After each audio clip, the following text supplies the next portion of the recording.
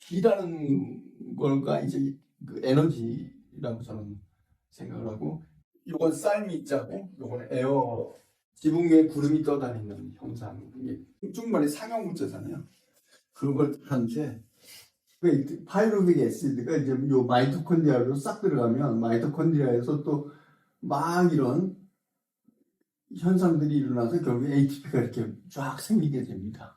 이거 희한하죠. 눈에도 보이지 않는 그런 게 들어가면 막 우리 이런 복잡한 변화들이 일어나서 마이토콘드리아, 이 조그만 마이토콘드리아 들어가면 ATP가 이렇게 생겨납니다.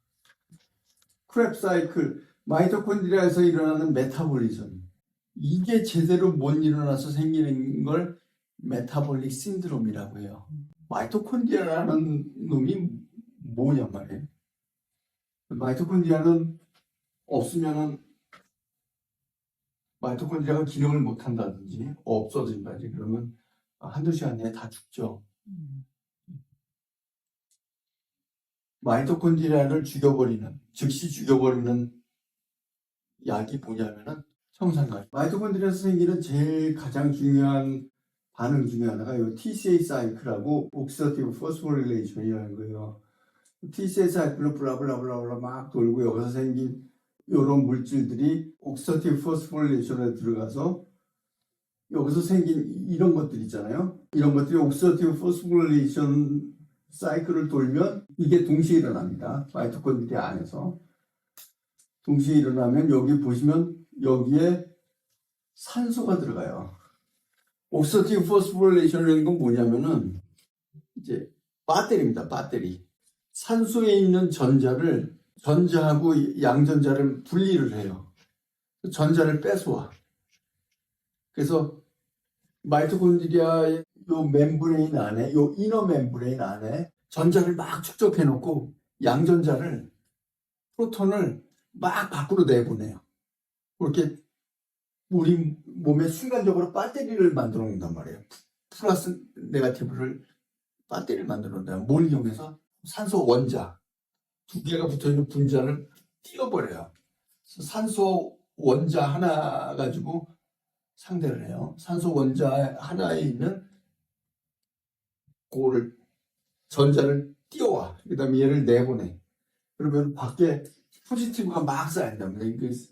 배터리가 이렇게 해서 여기 포지티브, 네가티브 이렇게 분리해 놓잖아요. 요게 에너지잖아요. 우린 요거를 여기다 집어넣으면 불이 켜지고, 불이 켜지면서 여기 프로톤이 막 모여있던 게 점점 줄죠. 줄면서 중성이 돼버리죠. 그리고 우리는 배터리 나갔다 그러잖아요. 배터리를 막 해놓는 겁니다. 그랬다가 ADP가 들어오면서 배터리를 하나 받아요. 그래서 ATP가 됩니다. ATP가 다시 배터리가 되는 거예요. 그 ATP가 기라는 거죠. 기. 다시 얘기하면 글루코스하고 산소가 만나서 ATP가 생성되는 게 마이토콘드리아예요. 그래서 마이토콘드리아가 우리가 기 생성 과정에서 생기는 그런 기를 만드는 곳인데, 그 과정이 미들자와에서 곡기가 렁으로 올라가서 렁에서 산소, 대기를 만나서 쫑지가 생기는 그런 과정하고 비슷하단 말이에요. 네, 글루코스가 파이루베트에서 마이토콘드리아 크랩 사이클하고 일렉트론 트랜스포테이션 체인, 이걸 옥시다티브 포스포릴레이션입니다. 그래서 34개나 36개 ATP가 더 생기게 됩니다. 자, 그렇게 보면 우리 몸은 전기예요. 이런 거 한번 생각해 봤어요? 나는 신경도 안 쓰고 있는데 내 엄지 발톱이 아픈 걸 얘가 알구나. 얘하고 얘는 어떻게 통화를 하고 있을까요? 전화도 없는데. 너브가 연락을 해주는 거죠. 다르게 알려줄 리는 없을 거 아니에요. 그렇게 너브 파이브가 온몸에 다 퍼져 있단 말이에요. 너브 파이브는 도대체 뭘로 얘한테 연결할까요? 전기. 축사, 엑소. 여기 있는 엑손이 어떻게 여기까지? 엑손은 이제 전화선, 전기줄이죠. 우리가 전화도 전화선이 따로 있는 게 아니라 여기에 소리의 에너지를 어떻게 전기로 바꿔서 저쪽에 전기 에너지로 전달해서 전기 에너지가 소리로 다시 변형되는 거잖아요. 전화가. 얘도 전기라. 이런 거를 위해서 우리 몸에 배터리를 자꾸 만들어 놓는 거죠. 그렇다면 페인을 얘가 느끼는데 전기예요. 그럼 전기를 이용해서 페인을 고칠 수도 있지 않을까요? 이렇게까지 생각은 안 했지만 얘가 아픈 걸 얘가 느껴. 얘를 어떻게 손을 보면 얘가 아픔을 덜 느끼지 않을까라는 걸 2000년 전에 이 사람들이 실험을 한 거죠. 너 거기 아파? 찔러보고 온몸을 다 찔러. 그러니까 야 여기서부터 여기 찔리는 게 그 다음날 낫더라. 그 다음부터 여기 그랬던 것 같아요. 그래서 아큐펑처를 찾아낸 것 같아요. 그래서 근래와서 아큐펑처 포인트를 조사해 보니까 일렉트리컬 리지스턴스가 그러니까 이제 굉장히 낮단 말이에요. 딴 부분보다. 왜냐면 몸 안에 일렉트리시티를 유발할 수 있는 그 저항이 유별나게 낮아요. 그 포인트가. 아큐펑처 포인트하고 거의 일치한단 말이에요. 그냥 아큐펑처 포인트가 없는 것보다 프라이머리 채널에 있는 아큐펑처 포인트, 그 스킨의 전류 전달 리지스트 저항 개수를 측정했더니 유별나게 그 포인트들이 낮더란 말이에요. 아하. 그래서 바늘이 요 안에 들어가면 뭔가 전해 물질이든지 뭘 해서 일렉트리시티를 일으키겠구나 라는 거를 찾아냈어요. 누가? MD들이 찾아. 이렇게 될 거라고 이제 그 추정하는 거죠. 그 여러 가지 실험 측정을 해봤더니. 그래서 바늘이 들어가면 어쨌든지 간에 요 안에서 어큐트 인플라메이션을 일으키는 거죠. 왜? 트라우마니까. 트라우마를 주면 이 안에서 뭔가 반응이 일어나서 내가 좋아하는 사이토카인들이 쫙 나오는데 그 중에 하나 히스타민 예를 들자면 히스타민 사이토카인들이 나와서 히스타민이라는 거는 혈관을 루즈닝 시켜서 인트라셀룰라 플루이드하고 인터스티셜 플루이드하고 그 인트라베스큘라 플루이드가 있습니다. 이런 플루이드가 인터스티셜 플루이드, 인트라셀룰라 플루이드는 건들지 않지만 익스트라셀룰라 플루이드나 인터스티셜 플루이드에 뭔가 히스타민 때문에 변화가 일어나서 히스타민은 이제 혈관벽을 루즈닝 시키는 거라서 이제 이민셀도 나오고 뭐 피국물도 나오고 막 이런 거 있잖아요. 그래서 인터스티셜 플루이드 변화가 일어나서 이게 인트라셀룰라 플루이드 변화도 일으키고 이런 미네랄의 변화가 배터리 작용을 시킨다는 거죠. 그래서 요 근처에 있는 이런 그 너브 셀, 너브 축사, 엑손의 변화를 뭔가 이렇게 자극을 줘서 그게 여기까지 전달되지 않나라는 짐작을 하게 되는 거죠. 또 다시 말씀드리지만 잘 보십시오. 아직도 메디컬 아큐펑처 닥터들은 메리디안, 이 채널이 혈관 안에 있다고 생각하지는 않아요. 더미스 레벨이 있다고 생각합니다.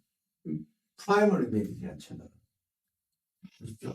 왜 그러냐면은 여기서 여기까지가 에피더미스죠. 여기서 여기까지가 더미스입니다. 요거는 팻이에요. 하이퍼더미스라고 해요. 팻. 피부 이렇게 하면은 팻이 밑에 있잖아요. 그 팻 밑에 파시아가 있고 파시아 밑에 머슬이 있고 그 머슬 밑에 뭐 너브 아터리 베인 있고 그 다음에 뼈가 있습니다. 이 더미스에 이렇게 혈관, 아터리 베인이 있고 그 이렇게 스웨트 글랜드 여기가 있고 그 다음에 너브들이 이렇게 박혀 있어요.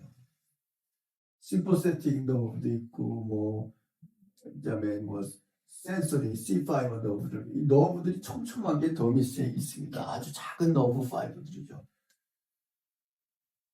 여기까지만 넣으면 이 너브들한테 그런 미네랄 변화, 사이토카인들이 미네랄 변화를 줄 수 있고 이것들이 이 너브를 통해서 프록시말로 간다는 거죠. 우리 몸에 아큐포인트가 361개거든요.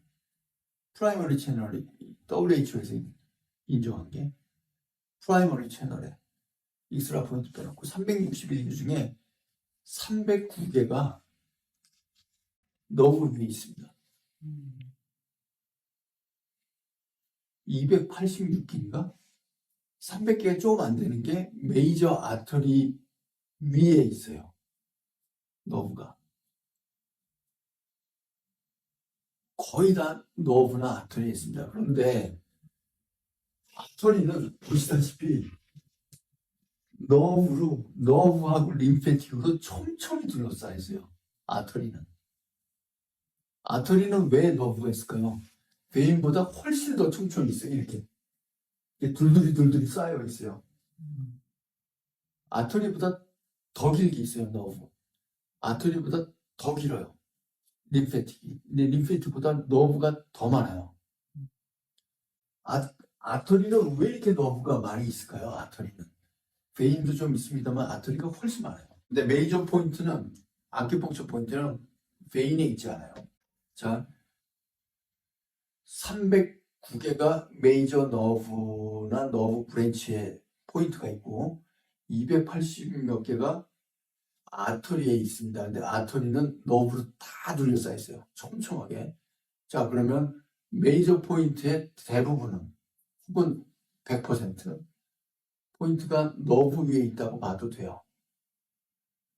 근데 왜 이렇게 베인에 안 있고 왜 너브에다 아큐펑처 포인트를 넣을까 이 사람들이.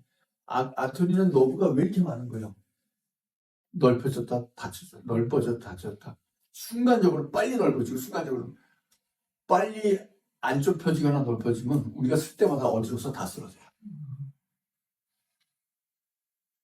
너도 나도 이거 쓰면 다 쓰러질 거예요. 그렇지 않을 거예요. 순간적으로 빨리 반응해야 돼요. 이 뇌가 알기도 전에.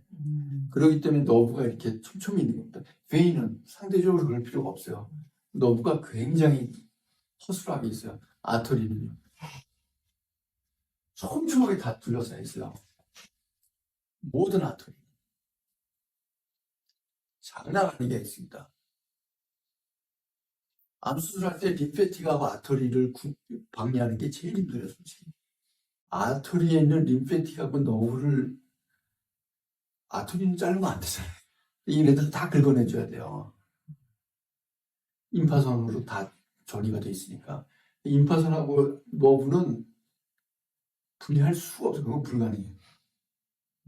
어쨌든 림페틱하고 여기 깔린 너브하고 아터리를 분리하는 게 쉬울 것 같아요. 그게 제일 어려워요. 아터리 안 다치게 하면서. 왜 프라이머리 채널 포인트들이 너브에 이렇게 있나? 효과가 있으니까 그렇겠죠. 예. 에어타이도 이렇게 이것보다 훨씬 더 촘촘히 있어요. 그래서 오토노믹 마저모터 컨트롤을 할 수 있기 때문에 아터리에 이렇게 촘촘하게 너브가 있습니다. 아큐펑처 포인트는 너브를 자극하기 위한 포인트라고 봐도 돼요. 서양 의사들의 아큐펑처리스트는 이렇게 이해하고 있습니다. 저 역시 마찬가지고. 그래서 제가 자꾸 뉴로 아큐펑처 하는 이유가 그거예요. 자, 우리가 너무 스테이지가 많고 복잡하기 때문에 페인에 관해서만 얘기를 할게요. 페인에 관해서만 얘기를 하는데 페인을 없애는데 페인을 아큐펑처를 매니지하는 데는 여러 가지 방법, 여러 스테이지에서도 페인을 블로킹할 수가 있습니다. 여러 단계가 있지만 이거 페리페랄에서 트랜스덕션, 찔리면 우리가 아픔을 느끼는 이 로컬에서 페인을 조절할 수 있고, 트랜스미션, 여기서 페인이 스파이널 코드까지 전달되는 이 트랜스미션 과정에서 우리가 페인을 좀 조절할 수도 있고, 이 트랜스미션에서 이제 인터뉴런이라는 게 있어요. 이 도살 혼에서 우리가 또 페인을 매니지먼트 할 수가 있고, 여기서 이제 그 스파이널 코드를 통해서 쭉 올라가서 이제 살라무스를 올라가죠. 그 브레인 스파이널 코드에서 올라가는 어센딩 스피노살라믹 파이버, 여기서 좀 모듈레이션을 할 수가 있어요. 여기서요. 올라가서 여기서 살라무스가 막 여기저기 모든 브레인하고 다 연락을 합니다. 여기서 또 손을 맞을 수 있고 그렇습니다. 그래서 여러 단계에서 아큐펑처 하나만으로도 여러 단계에서 할 수가 있고, 이미 여러 단계에서 조절하는 그 진통제는 이미 약이 다 나와 있어요. 스텝 바이 스텝 다 나와 있습니다. 아큐펑처도 저는 가능하다고 봐요. 그래서 이제 로컬을 보시면은 로컬만 오늘 얘기를 하겠습니다. 로컬을 보시면 우리가 이제 어디에 인주리를 딱 받으면 그 페인이 그 A 델타 파이버하고 C5 페인을 느끼는 그 센서리 파이버는 센서리 리셉터가 있고 센서리 파이버가 있습니다. 센서리 리셉터는 여러 가지가 있지만 그 리셉터들이 이제 페인으로 가는 통로는 A 델타하고 C5 두 가지인데 A 델타 파이버는 이렇게 마이리네이션이 가늘지만 조금 돼 있고 C5는 전혀 돼 있지 않은 파이버예요. 그래서 전달 속도도 큰 차이가 있고 그렇습니다. 자, C5는 없죠. 전혀. 속도도 느리고 또 전달되는 페인의 캐릭터도 좀 달라요. 누가 더 빨리 도착하느냐? A 델타가 훨씬 빨리 도착하죠. 네, 그 다음에 C5는 이렇게 이제 전달 속도가 느리고 아주 기분 나쁜 페인. A 델타 파이버는 좀 헤비하고 좀 이렇게 아파요 그래도 좀 이렇게 시원한 아픔. 그다음에 이제 좀 기분 좋은 따뜻함 또는 또 듣기 같은 그런 페인이고 C5는 아주 기분 나쁜 페인, 진짜 아픈 그냥 아픈 거 쏘아 그런 페인이죠. 근데 이제 A 델타 파이버가 먼저 잘 도착하게 되죠. 보시면 C5는 이렇게 A 델타 파이버가 따로따로 갑니다. 근데 보시면은 C5는 인터뉴런이 없어요. 이런 인터뉴런이 없고 그냥 올라가 버려요. 근데 A 델타 파이버나 마이엘리네이션이 되어 있는 파이버들은 빨리 도착하는 대신에 인터뉴런이 있어요. 이 인터뉴런이 어떤 역할을 하냐면은 모듈레이션을 하는 역할을 합니다.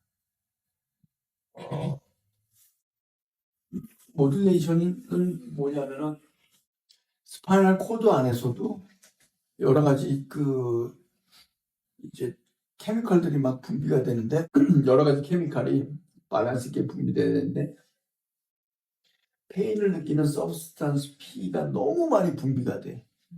그러면 스파이널 코드 안에서도 이제 아편성 페인 컨트롤 물질이 나와서 너 좀 가만히 있어. 이런 것들을 컨트롤해요. 그런 모듈레이션을 합니다. 마이엘리네이션이 되어 있는 파이버들은 C5들은 코팅이 안 돼 있어요. 걔는 망난이에요. 그냥 올라가요. 조종실을 거치지 않고 회장실로 바로 달려가요. 다시 그냥 컨트롤이 안 된다는 거죠. 다행인 거는 마이엘리네이션이 되어 있는 이 알파, 베타, 델타 파이버들이 더 우선권이에요. 왜냐면 정식 티켓이 있으니까 조종실을 거친 거니까 더 빨리 갑니다. 다행히. 그래서 모듈레이션을 스파이널 코드에서 하려면은 요 A 알파, 베타, 델타 파이버들을 잘 활용하면 여기서도 모듈레이션이 가능한 거죠. 그는 나중에 이 모듈레이션은 어떤 식으로 일어나냐면 세컨드 뉴런이 이제 모듈레이션을 하는 조종 역할을 할 수 있는 근데 조종 역할을 어떻게 하냐면은 센서리 뉴런이 이제 탁 왔을 때 이 케미칼의 변화를 줘서 세컨드 뉴런의 리셉터 그러니까 A 델타 파이버 A 알파 베타 델타 파이버들이 받는 케미컬의 리셉터들이 다 있어요. 리셉터의 덴시티 가지고 조정을 할 수도 있어요. A 델타 파이버 리셉터가 많으면 이 사람은 페인에 대해서 되게 센시티브하겠죠. 근데 A 알파 파이버에 대한 게 많으면 프로프리오셉션에 대해서 센시티브하지만 A 델타 파이버 페인에 대해서는 좀 둔해요. 니글렉트가 좀 될 수 있죠. 그런 걸로도 조정할 수 있단 말이에요. 그 다음에 인터뉴런 조정실에서 하는 일이 뭐냐면은 디센딩 이니비션인데, 디센딩 이니비션은 브레인에서 회장실에서 조정실한테 야 이제 페인 리셉터 좀 그만 받아. 디센딩 이니비션을 시킨단 말이에요. 제일 대표적인 게 몰핀을 먹어버리면 몰핀이 쫙 내려가서 야 회장실에서 너 그만 안 해. 너 가만히 있어. 너 A 델타 파이버 문 닫아. A 델타 파이버 리셉터가 모디피케이션이 와요. 웬만한 페인도 띵 연락이 안 돼. 네, 저기서도 블로킹 되지만 여기서도 블로킹 돼요. 그러니까 몰핀을 많이 먹으면 배를 갈라도 아픈지 몰라요. 전쟁에서 빵 총알 맞았어요. 이게 다리가 나갔어요. 몰핀 딱 맞으면 위생병 올 때까지 견뎌요.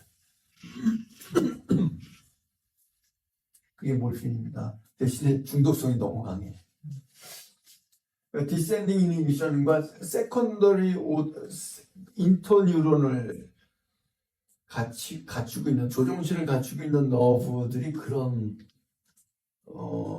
장점이 있어요.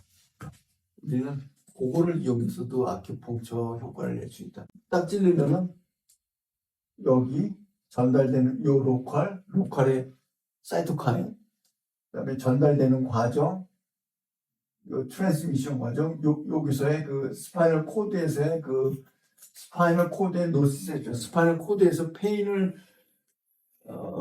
받아들이는 그거를 스파이널 노시셉션이라고 합니다. 페인을 받아들이는 여기서 그 시네틱 트랜스미션이라고도 하죠. 어쨌든 그 스파이널 코드 도르사는 혼에서 우리가 저걸 할 수도 있고 쭉 올라가서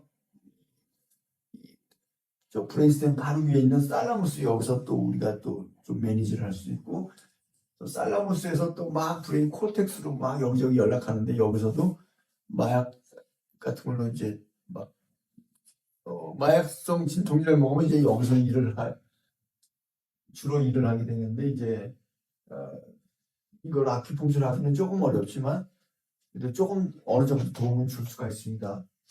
하여튼 여기서 또 이렇게 시도할 수 있는 방법도 있고 그렇습니다. 그래서 여러 단계에서 페인을 조절을 할 수가 있습니다. 그걸 또 다시 이거는 메디컬 쪽에서 한 건데 오피오이드 이런 거는 이제 브레인 쪽에서 하는 거고 그 안티디프레센트, 안티컨벌전트 이런 거는 그 여기서 전달되는 과정, 요거는 미드브레인 쪽으로 전달되는 과정, 그다음에 미드브레인에서 각 브레인으로 서로 이제 연락이나 정보를 주고받거나 그러죠. 그거를 이제 조정할 수 있는 거고, 로컬 아네스테틱 뭐 이런 거는 안티 인플라마토리, 에드빌 같은 거는 완전히 이 로컬, 페리페랄로 그래서 그 페인을 컨트롤할 수 있는 거죠. 이게 텐스나 아큐펑처는 이 페리페랄, 우리가 에드빌 효과를 낼 수가 있다는 거예요. 그래서 보세요. 아큐펑처가 요 카나비스, 안티컨버전트, 요 스파이널, 아까 모듈레이션 할 수 있는 조정실, 그거도 아큐펑처가 할 수 있다는 겁니다. 이거는 아큐펑처리스트 북에서 온 게 아니라 메디컬 북에서 갖고 온 거예요. 텐스라든지 그 아큐펑처를 잘 활용하면 미드브레인에 올라가는 이 3단계까지도 아큐펑처가 역할을 할 수 있다고 MD들이 인정해 놓은 거예요. 저희가 해야 될 건 메디컬 아큐펑처를 공부하는 거예요. 이걸 원하신다면 아큐펑처에서 여기까지 미드브레인까지 내가 페인 컨트롤 할 수 있어? 할 수 있대잖아요. MD들이 미국 MD들이 할 수 있대잖아요. 그거 픽스되지 않아요. 왜? 모토유니티에다 할 건지 골지에다 할 건지 너브에다 할 건지 텐던에다 할 건지 그거에 따라 다르죠. 어떨 땐 페리오스텐까지 다른데 티슈에 따라 다르고 목적에 따라 다르고 환자 제일 중요한 거는 환자가 지금 어큐트 인플라메이션이야, 크로닉 인플라메이션이야, 서브 어큐트야, 아니면 지금 그 힐링, 파이브로스, 그 스카링 스테이지야. 그다음에 내가 레인지 오브 모션을 늘릴 거야, 페인 컨트롤을 할 거야, 뭐 그다음에 뭐 저기 뭐야 스티프 머슬을 릴리즈 할 건지 그거에 따라 좀 다 다르죠. 근데 이제 페인 컨트롤만 한다면 주로 너브나 모터 유니트, 메이저 너브나 모터 유니트에 갖다 놓고 하는 거니까 그거는 너브에다 갖다 놓으면 하이 프리퀀시고 모터 유니트 머슬 중간에 푹 꽂아서 해야지 머슬에다가 드라이 니들링 하실 거면은 로우 프리퀀시예요. 그런 경우가 대부분 많아요. 왜? 머슬 계속 일단 이게 지지하는 거니까.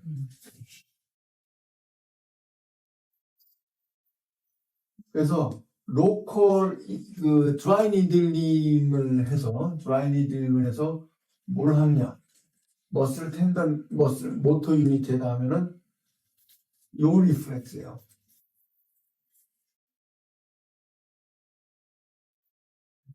이거예요. 그렇지만 골지 텐던 올간에다 하면은 골지 텐던은 자극하면은 머슬이 릴리징 돼요. 이렇게 컨트랙션 되는 게 아니라. 왜냐하면 모터 유니트는 본래 잡이 액티베이션 되면 컨트랙션 돼요. 머슬 파이버. 액틴 마요신 딱 이렇게 컨트랙션 하는 거예요.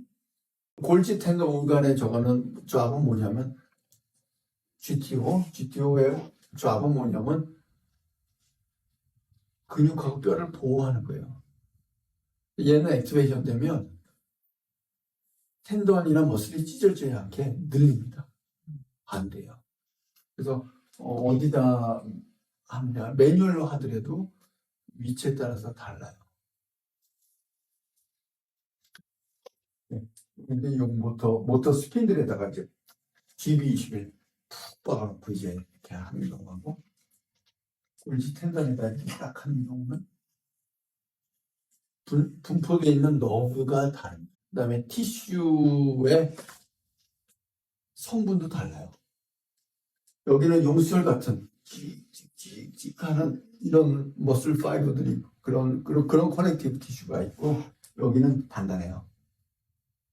좀 늘어나고 안 늘어나요.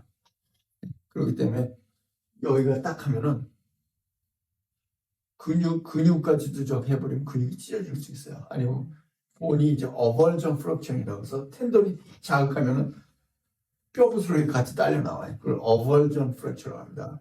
그걸 방지하기 위해서 텐던이 이렇게 되면 늘어나요. 근육이. 우리 몸이 같은 근육 조직인데도 그렇게 좀 조화롭게 있습니다. 그리고 비세로톰하고 그 더마톰을 얘기한 건데요. 이 근육의 올간 T1에서 4죠. 비세로톰. 이 렁에 분포된 센소리 너브가 T1에서 4란 말이에요. 백시포인트 T3를 팍 자극했어. 그러면 렁이 펴져. 그런 리플렉스를 유도할 수 있단 말이에요. 곳곳이 다 있고요. 더마통, 마이오통, 비세로통 이용해서 스파이널 리플렉스를 이용해서 이 스파이널 리플렉스는 모니터링은 여기서 하고 있어요. 여러분들이 계산 안 해도 그 하이포살라무스나 살라무스, 미드브레인에서 다 하고 있습니다. 생각보다 여러분들 머리가 좋아요. 여러분들이 안 쓸 뿐이지. 스파이널 세그멘탈 센시타이제이션입니다. 계속 내가 뼈를 깨트려. 그럼 페인이 들어지죠. 페인이 들어집니다. 여기서. 그 페인이 스파인에서 기억하고 머리에서 기억을 해요. 안 때려도 계속 아파요. 그걸 센스타이제이션이라고 해요. 여러분들의 이 머리보다 스파인의 IQ가 더 높아요. 여러분들의 IQ보다 미드브레인의 IQ가 훨씬 더 높아요. 얘는 다 알고 있어요. 스파인도 계속적인 자극이 있으면 센스타이제이션을 합니다. 아프가니스탄 전쟁에서 다리가 잘렸어요. 근데 난 아직 계속 엄지발가락이 아파.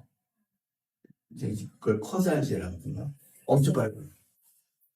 엄지발가락이 앓을 때마다 나는 막 경련이 일어나고 땀이 나. 경련이 일어나고 땀이 나요. 오토노믹 스파이널 리플렉스가 그냥 생겨버리거든요. 우리 이런 얘기를 할까요? 아큐펑처로 고칠 수 있어요.